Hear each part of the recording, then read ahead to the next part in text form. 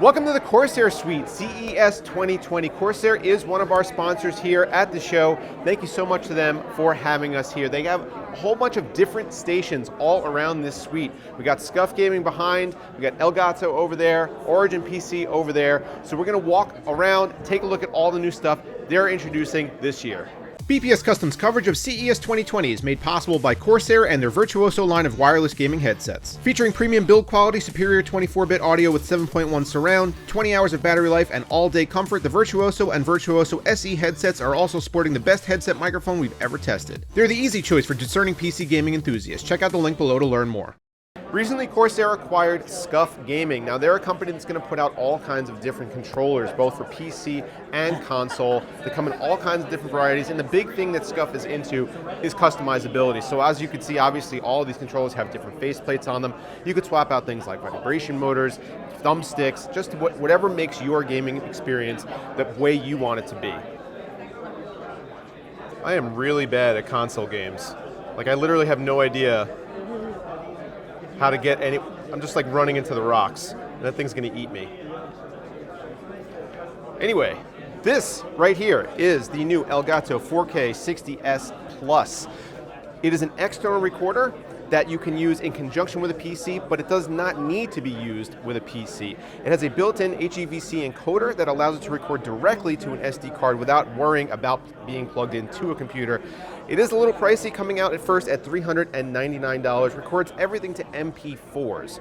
So if you have multiple systems that you want to move this in between, it's not a problem. It can record from consoles, you could plug it into a PC, you could have it record externally to a hard drive, whole bunch of different options for using this external recorder. It's also recording in HDR, so that's something that's becoming a lot more prevalent now. You're gonna see this Q1 of this year, so keep your eye out if this is something that you really need for recording your gameplay and broadcasting it out to the world.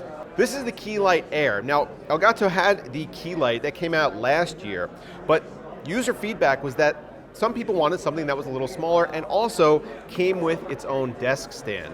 So this is half the size of the original Keylight.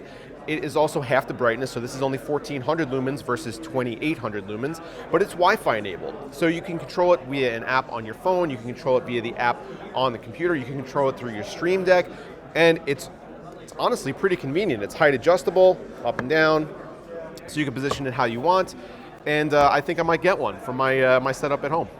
One of the things that I think people were most excited about when I put out the initial Corsair press event video was that the Stream Deck software is now able to integrate with the Corsair K95 keyboard. Now, I'm somebody that doesn't necessarily use macro keys in my gaming. However, if they have functionality now the same as a Stream Deck, that might be something that I'm actually interested in. As you can see on the screen, it looks just like the Stream Deck because it's controlled through the same software, and it's the same way that you map any other function to the Stream Deck.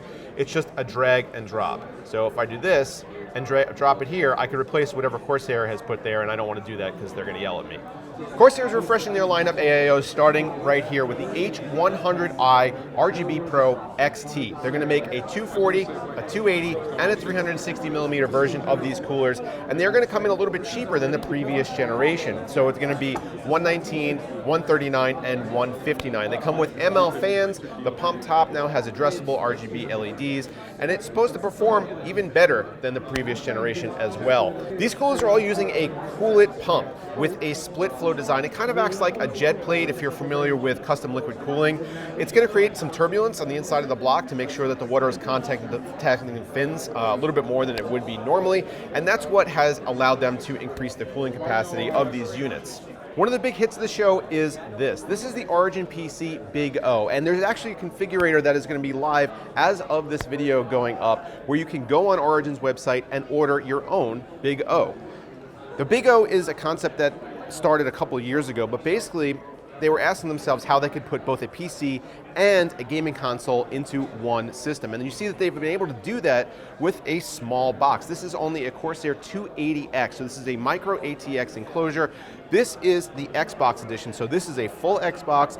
On the other side, you can see that they had to use an SFX power supply in order to fit the other components in, but there's also a 4K 60 Pro in here. There's the power supply for the Xbox itself, and it's all controlled via the power button on top and then the reset button they've remapped to the power button for the Xbox. These are going to start at $24.99. Now, the base specs on a $24.99 Big O are not going to be hugely impressive for a gaming PC. However, they're still going to be very capable, at least for 1080p, and also for game capture, if that's what you're looking to do. They are going to scale up though, so you can get these all the way up to being equipped with an i9, with a Titan RTX, and I think that they're probably going to sell a few more of these on the higher end, because the people who are looking to put both of these systems in one box probably are enthusiasts. And you're going to want to have both of these systems sitting in your living room, be able to game on both of them at once or game and stream at once. There are a lot of applications for something like this, and the fact that they were able to put it in a small box and not a huge enclosure makes it more appealing to a mass audience. So definitely really interesting project. This is the big O. In stores next week is going to be this. This is Corsair's return to air cooling, the A500. Now they did design this with the intention of competing directly with Noctua's NHD15 and the Be Quiet Dark Rock Pro 4. And as you can see, it is quite the big boy. The dual fan design, two 120mm ML fans, one on either side. I really do like the bracket that they've implemented here for holding these fans, because a lot of times these coolers are coming with the spring-loaded mechanisms, the clip-on metal pieces that are kind of a pain, especially when the cooler is installed in the case and you got to reach around and try to clip it on. These actually just slide. They slide up and down. You could pull this completely off and then drop it right in to the case. You can move it up and down for memory clearance.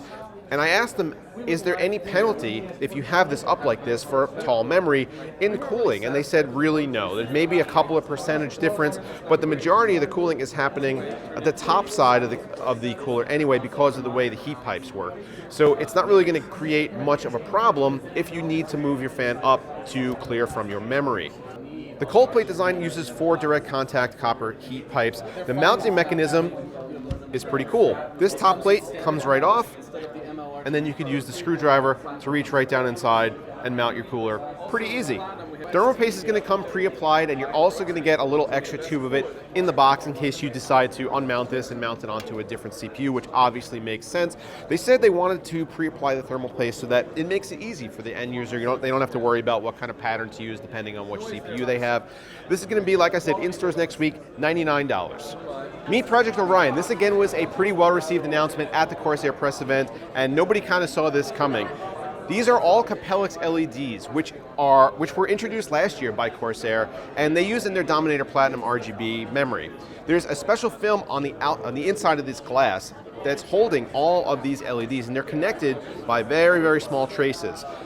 The power is really interesting the way they have implemented it. There are actually contact pins along the top side of this case that connect to this back side of the glass. Now, I asked them if I could actually touch it, and they said, absolutely not. Please don't do that, because it may short out. It's very sensitive to ESD right now. There are some challenges they are facing in developing this product, but it definitely seems like it is coming to market. They are working on solutions for all that stuff, and it's supposed to be here in 2020. So we may see cases coming out later this year that feature this kind of a crazy LED grid array on the outside, and you'll be able to buy one.